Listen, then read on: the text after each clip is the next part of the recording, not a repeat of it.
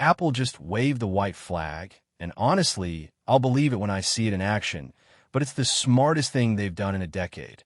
We are literally weeks away from WWDC, and the iOS 27 leaks pouring out of Cupertino are completely shifting the narrative.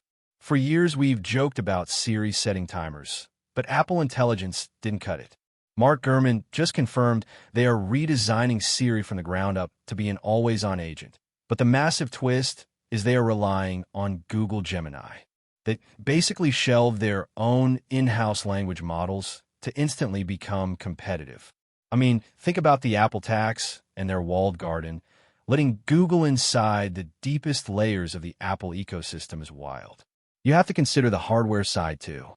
With TSMC 3 nanometers yields finally stabilizing, the neural engine on the newer chips can handle the client-side routing, but they need Google's massive server farms for the heavy generative lifting.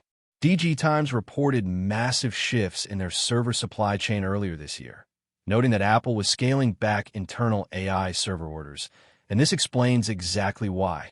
You get an always-on agent tapping into your personal data to execute multi-app workflows without destroying your battery life.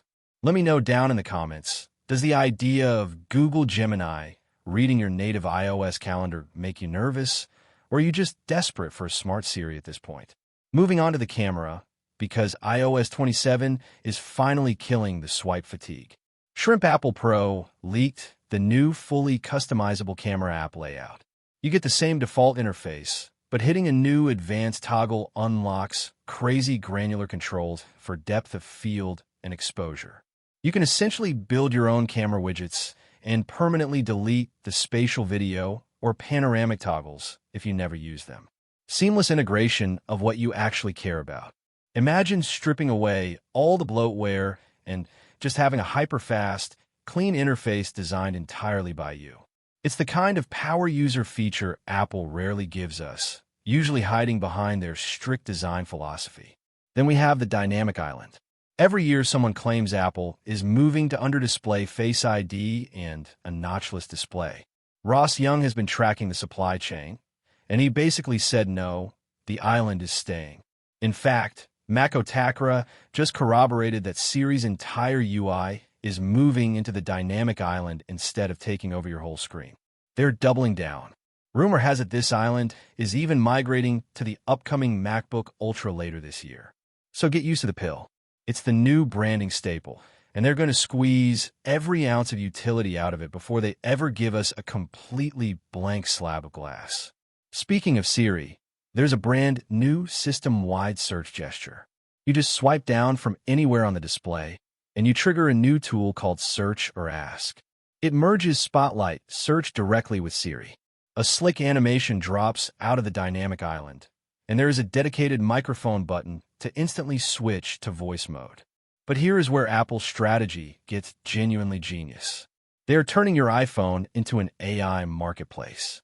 Ming-Chi has been analyzing their services revenue, and iOS 27 introduces extensions. Apple is letting you choose your own default AI model.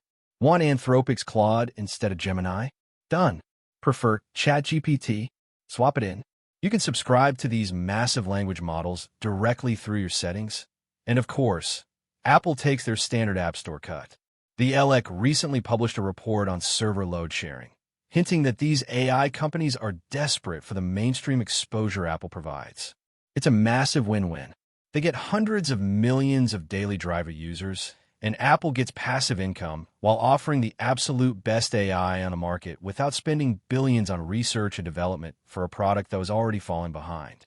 Let's talk about the visual side of things. The Image Playground app is getting completely overhauled.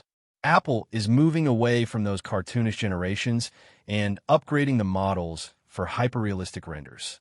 There's a new Describe a Change feature where you just type what you want fixed and the AI edits the image.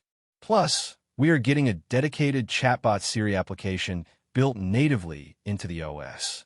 Gurman actually saw the UI for this. It looks incredibly clean. Todo grosh. ID rectangles summarizing your past conversations. A simple plus icon for new threads, and built-in upload buttons to drop massive documents or images right into the chat for instant analysis. Now, the photo editing overhaul is what I have been waiting for. Because Gemini is doing the heavy lifting, we are finally getting a true magic eraser with generative fill. Samsung has been bragging about this for years, and Apple's old cleanup tool was always a thermal throttling nightmare that barely worked. You can now use AI Extend to uncrop photos and have the missing background generated flawlessly. There's also a one-tap AI Enhance button that fixes lighting, contrast, and color grading instantly. And the entire UI is getting a facelift with liquid glass. Mako Takara noted that Apple won design awards for this aesthetic recently, and they're pushing it hard in iOS 27 to make elements more readable. Right now, on macOS Tahoe, some control panels just bleed into the background and look muddy. Liquid glass adds dynamic transparency that adapts to the content behind it. It makes sense because if Apple's AR glasses are actually happening, you absolutely need a transparent UI that layers over the real world. Android is already rushing to copy this exact design language. Finally, iOS 27 is packed with system-wide fixes because those 26 OS versions have been notoriously unreliable. Apple is spending significant engineering time squashing bugs. Safari gets a start page redesign with 4 fast access tabs for bookmarks, reading lists, history, and favorites. Weather is getting a dedicated conditions panel, so you can swipe through complex data points without scrolling endlessly. If you obsess over your home screen layout, they are adding undo and redo buttons. You don't have to start from scratch if you accidentally drag a widget to the wrong page and ruin your entire grid. Wallet is also getting an incredible update. You can create custom digital passes from any standard QR code. So you can email ticket for an event. Instead of digging through your inbox or saving a messy screenshot, you upload the QR code in a wallet, pick a custom color template, and boom, native Apple Wallet pass. Wait, really? You're telling me it took them this long to add an undo button for the home screen? I guess that is classic Cupertino right there.